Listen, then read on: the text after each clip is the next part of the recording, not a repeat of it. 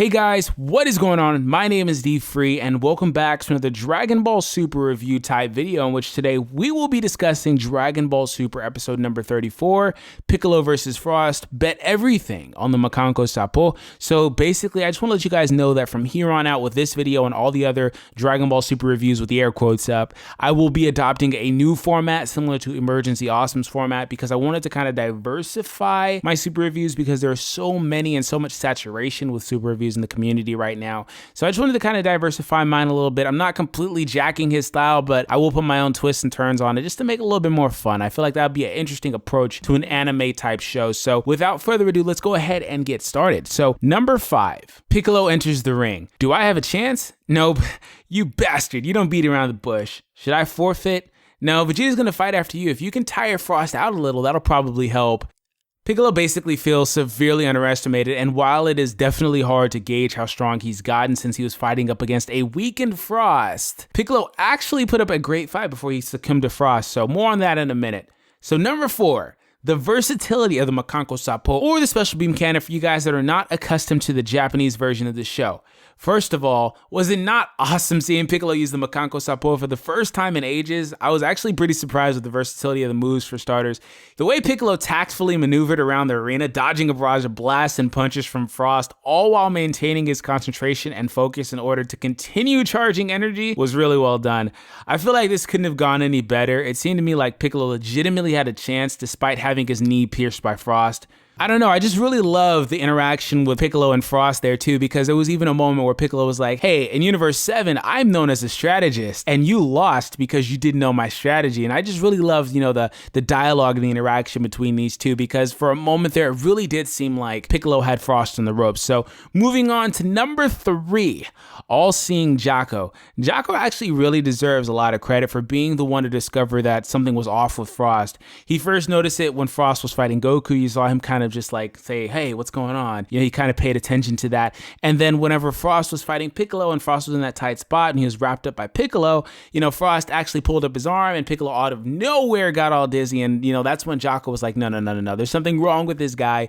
So Jaco honestly deserves a lot of credit because he's the one that called out Frost and he is pretty much the one that discovered that Frost was cheating, so to say. So honestly, Jaco is he's awesome. I really do love the involvement of Jaco. I feel like he is slowly wiggling his way into the hearts of many Dragon Ball fans. He is definitely the most fun character on the show right now, and it's really just not even close. Awesome. So number 2, WTF, Frost's abilities or lack thereof.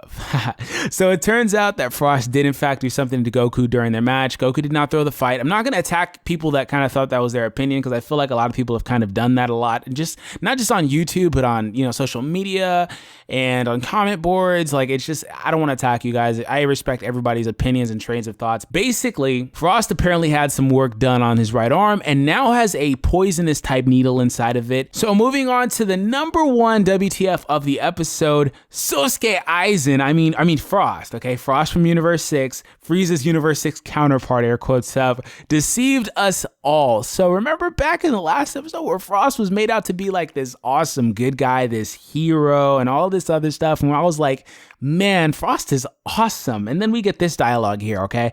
I'm going to paraphrase Frost. He said, I start wars and resolve them myself.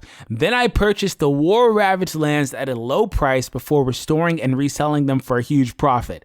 What? Like, no lie, this guy is literally, he's literally a space pirate. So it's like, well, okay. Well, I was kind of on the board with it at first because I thought it was a great idea to have Frost come in and be a complete contrast to Frieza.